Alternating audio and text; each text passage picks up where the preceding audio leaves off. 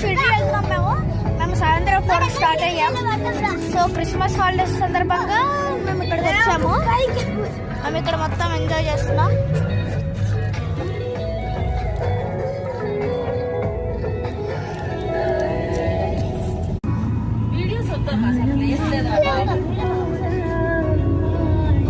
So మేము ఒక పెద్ద వ్యాన్ లోకి అయితే వెళ్తున్నాం. సో మార్నింగ్ షిరిడి వెళ్ళాక మొత్తం షిరిడి మొత్తం చూపిస్తాను, కానీ మెయిన్ గుడిలోకి తీసుకెళ్తారో లేదో తెలీదు. సో షిరిడి అయిపోయిన తర్వాత మేము నెక్స్ట్ లోనావాలాకి వెళ్తాం. అంటే లోనావాలా టెంపుల్ అది పూణేలో ఉంది.